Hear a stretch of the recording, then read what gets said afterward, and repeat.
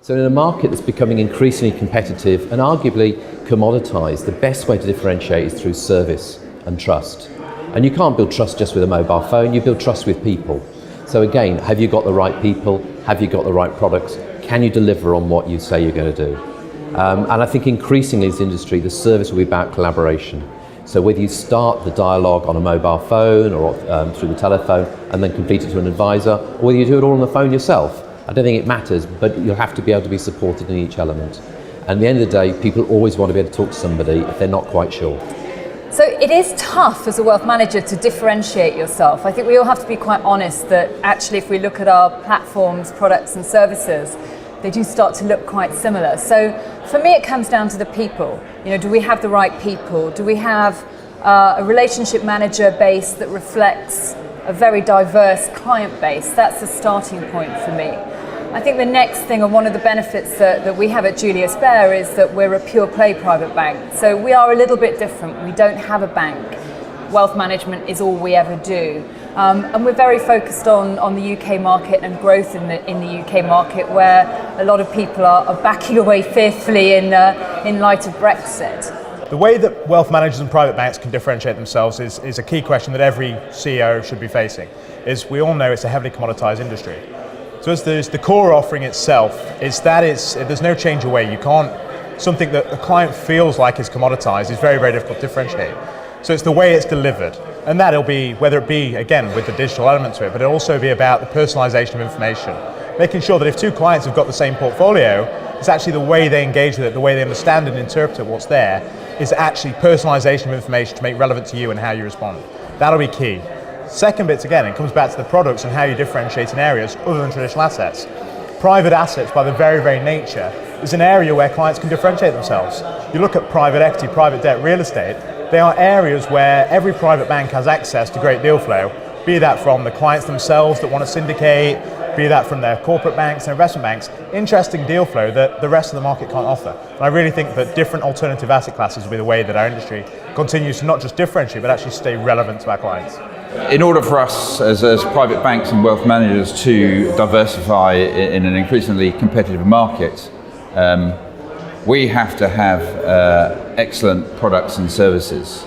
But probably more importantly in the new world, most of the world is moving to a digital world. And so we've got to be able to stand out from the crowd digitally. So we're going to have to come up with some clever designs in order to engage with people and still to be recognised in that mass digital sea. Private banks and wealth managers can differentiate in an increasingly competitive market along the lines that we were discussing on the panel earlier today. They've got to start championing and even clarioning the importance of their brand, the security they deliver, not just to your savings and your wealth and your family's future well-being, but indeed your data. A lot of customers take this stuff for granted, and I think a lot of these providers just believe that's part of their service model, but they've got to remind folks the security and trust that they're placing in them and ensure that they call these out as differentiators. These are things that the large tech houses just won't venture into without partnering with the brands that we see at the Market Force event today. I think the challenge of differentiation is only getting harder and harder, right?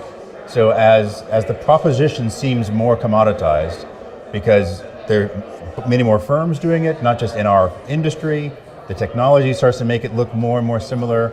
Frankly, the scope of returns, the scope of investment gets narrower and narrower, and regulation is helping to drive a lot of that, where it becomes harder to differentiate just because you're not allowed to. I think that question of differentiation one becomes maybe not a survival one, but a critically important one. I don't think it's as hard as we make it though. I think if firms stop trying to do so much and say, what is it that either I am great at or want to be great at? What do I want to be known for? Right, so Coca-Cola isn't known as the best beverage company, it's the best company in a very narrow area. And if you say, I want to be best known to really serving X might be geography, X might be type of client, it might be, I'm going to be the best known for dealing with people who have sudden wealth events.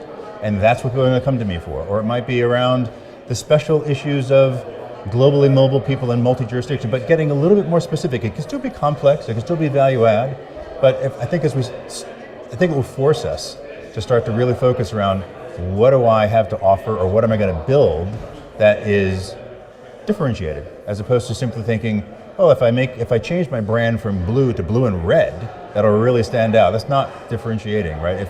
If I double my marketing budget, that's not going to just making more noise. It sounds like everyone else's noise isn't differentiation. It's becoming more narrow, more niche-like, more focused, probably.